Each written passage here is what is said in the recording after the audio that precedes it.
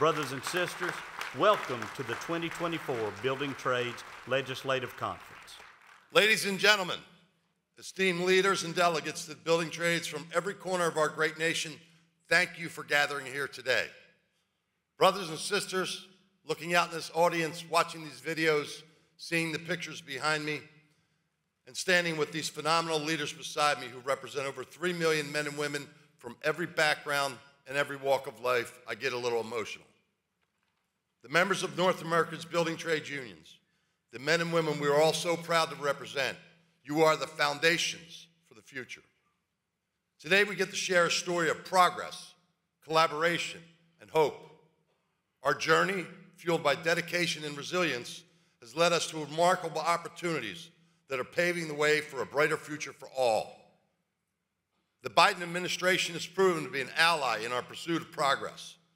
President Joe Biden, in every facet of his administration, is crafting pathways to build America's foundations for the future. The accomplishments he has delivered for the working people of America, those who have historically been left behind, and for the future of our democracy cannot be understated. After 40 years of tireless fights, he went above and beyond.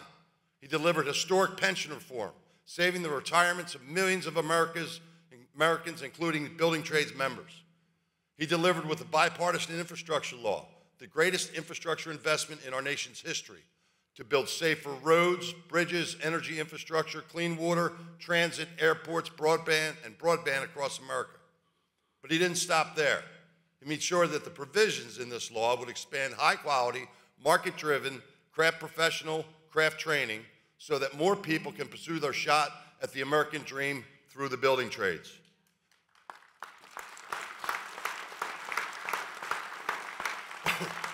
He passed permitting reform, got the NRRB that fights for workers, repealed the IRAP rule, and then with his unprecedented CHIPS and science investment, President Biden is bringing home the semiconductor industry, jump-starting thousands of building trades careers, and funding the construction of transformative projects across America. And thanks to Joe, the White House has reinforced the congressional intent of the Davis-Bacon law for which we fought for so hard and so long.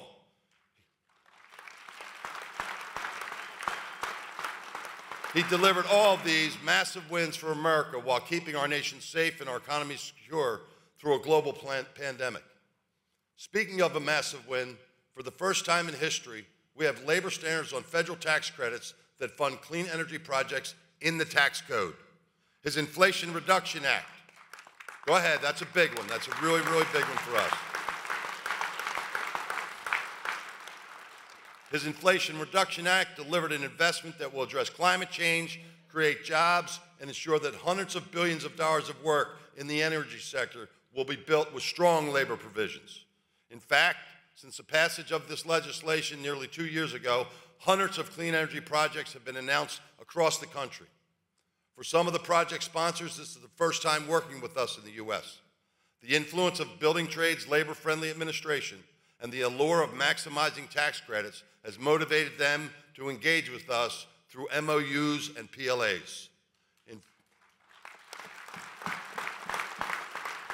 fact, nearly every tax credit in the IRA contains a 5-time multiplier when project owners pay prevailing wage and utilize registered apprenticeship programs.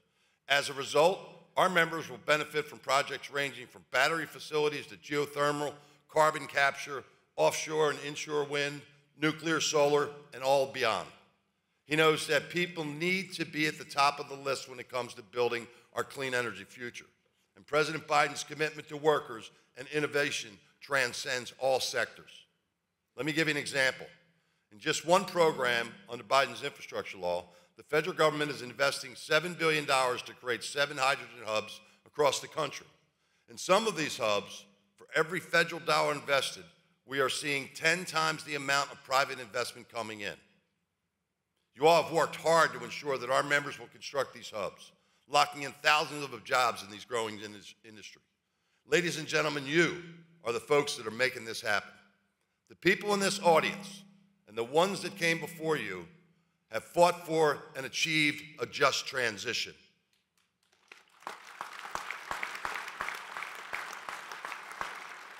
And brothers and sisters, working with President Biden and his administration in partnership, we have now, finally, after all these years, that just transition.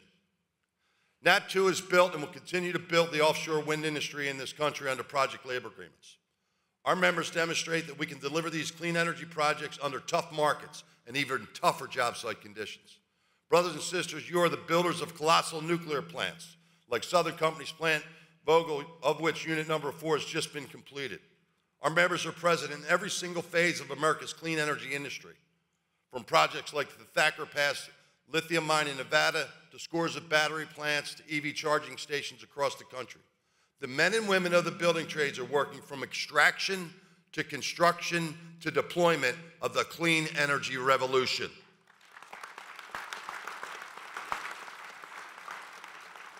Not in my lifetime have we had a president prioritize the value of America's skilled workers and the work that they do. We see it in his policies, and we also see it in his people. Joe filled agencies with people who actually know the building trades. Marty Walsh, Jessica Lohman, Amanda Lefton, Amy Peterson, Brendan Danaher, Erica Dinkle-Smith, and Ross Templeton are just a few of the many, many to name. With Biden's new project labor agreement executive order, more than 50 projects have been put out for bid with a PLA requirement, and not one agency has asked for an exemption.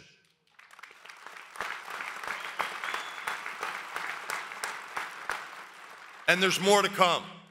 President Biden has helped government and industry recognize the value of POAs, that these agreements resolve labor issue supplies, prevent worker misclassification, improve wages and health and safety standards, and ensure that large-scale projects are completed on time and on budget with the highest degree of quality, efficiency, and safety.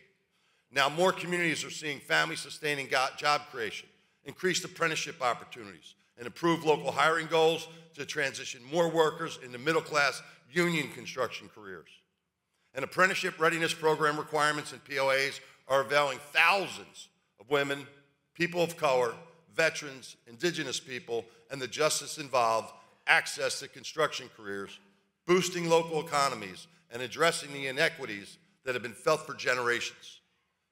These are all wins for all construction workers, both union and non-union. These wins are good for fair contractors, and these wins are good for American taxpayers. And these are wins for America's cities, towns, large and small, urban and rural, from every part of the country. These victories are the foundations for the future, and they will echo through the generations. Mark my word, the policies today that Biden and his administration and our friends in Congress helped us secure, and that our local state governments helping us implement, are the bedrock upon which we will build a more prosperous and equitable future. This is an extraordinary time for the building trades.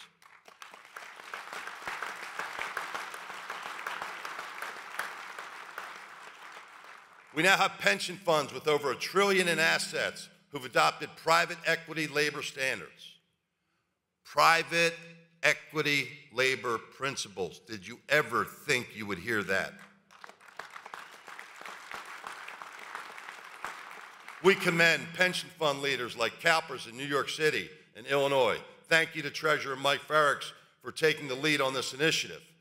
We also appreciate large pension funds like the NABTU and consultants like Makita, Veris, Siegel Marco for stepping up, and firms like Blue Wolf, Hamilton Lane, and Bernard for joining our initiative.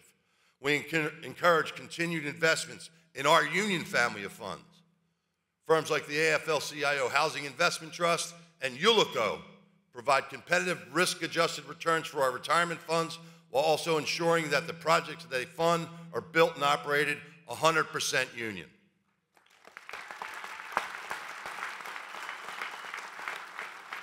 These wins are important because behind every policy win, behind every investment win, there are real workers' lives at stake. Your attention, leadership, and dedication can truly make or break the foundations we are laying. We cannot back down, we cannot slow down, we must keep fighting. We must show everyone how our work is transforming this nation, not just in iron, bricks, glass, mortar, and metal, but how we, the building trades family, are at the forefront of life-changing good work in every community in this country. Over the past year, I've traveled the country on our Opportunity Pipeline tour as we promoted our model, the economic and community development, the recruitment, retention, and diversity advancement. We've demonstrated collaboration. We are leading to maximize investments that are spurring billions in public and private sectors throughout America. At these stops, we hear stories of our brothers and sisters whom society was going to leave behind that found a home in the building trades, like Sierra in Nashville, Tennessee, who worked 3 dead-end jobs to make ends meet, living paycheck to paycheck until she was introduced to an apprenticeship readiness program. Then, in a matter of weeks, she went from barely staying afloat at 3 jobs to working 1 job with competitive wages and benefits from day one as a UA Local 572 apprentice.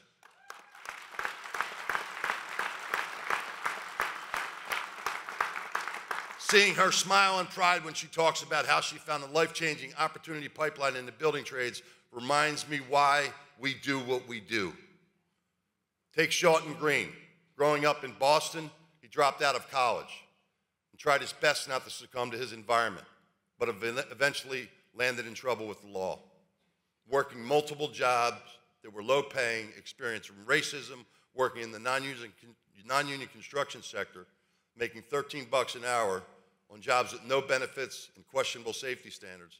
He had no hope that he would ever make sustainable wages, much less full health and pension and annuity benefits. He thought not having a degree only meant that he'd be working for someone else who does. His luck changed when he met the head of the Boston Building Trades at the time, our dear friend Marty Walsh, and he joined the Building Pathways Apprenticeship Readiness Program. I'm happy to report, 10 years later, today, Shawton is a proud Local 550 licensed journey worker, sits as a business agent of the Boston Building Trades in the very same office that Marty invited him to tell him that there was a place for him with us.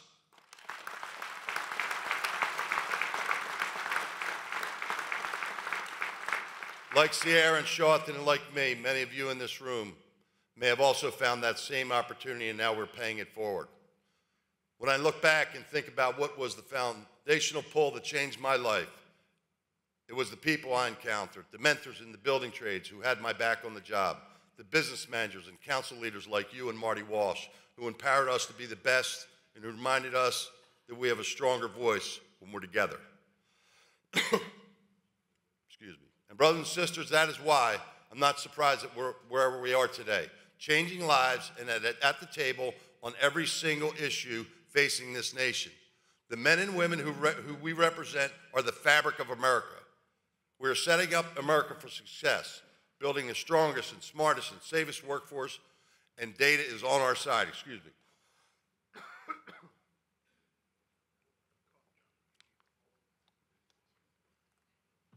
I promised my wife I quit smoking. By utilizing true workforce development tools like POAs and collective bargaining, we're building a more robust, productive, and diverse workforce. The latest research shows that unionized construction productivity is 14% higher and labor costs are 4% lower than the non-union. Look at the sizable membership growth across the internationals. Look at the attention we're getting from the Oval Office, state and local government offices, and corporate boardrooms. Brothers and sisters, our foundation is taking hold. Helmets to Hard Hats is transitioning more active duty military service members, veterans, National Guard, and reservists than ever before.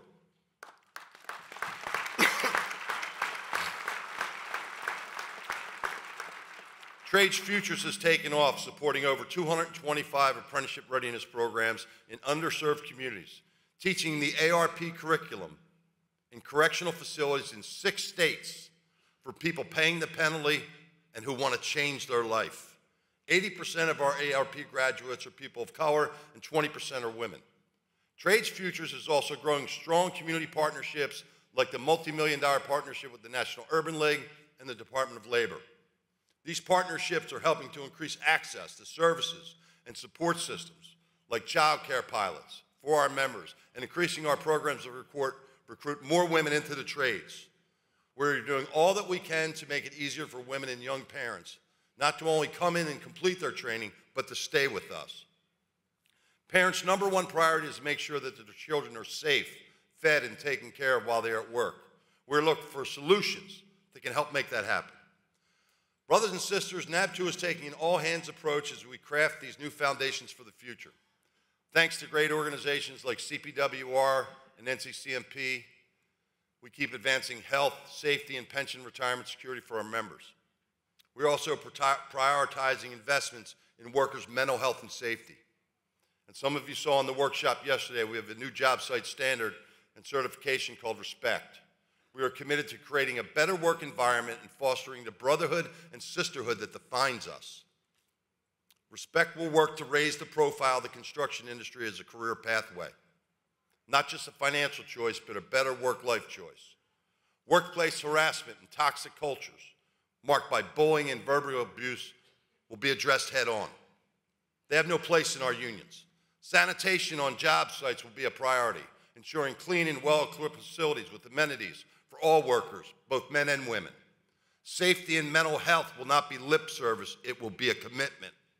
We will address substance abuse, alcoholism, and provide programs to better recognize and support people. Many people, our brothers and sisters, who are struggling. Contractors and owners have worked with us on physical safety over the last 30 years. We know they can work with us to make our job sites just as healthy and safe for workers mentally as they are physically.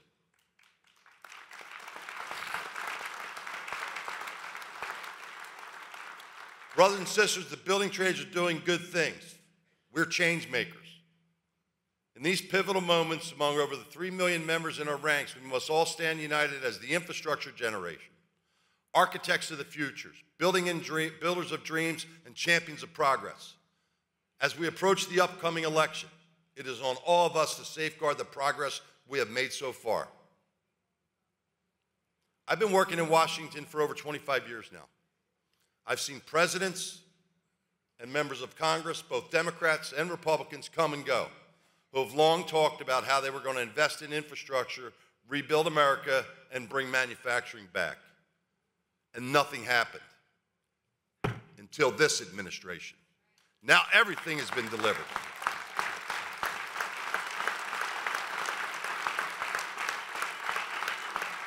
Now everything has been delivered at once by President Biden and Vice President Harris and their administration. All these wins for us are at stake in November. This is true. All these wins will be rolled back if we don't get our members and their families out to vote for 4 more years of the most pro-worker, pro-building trades, pro-union, pro-American president of our lifetimes.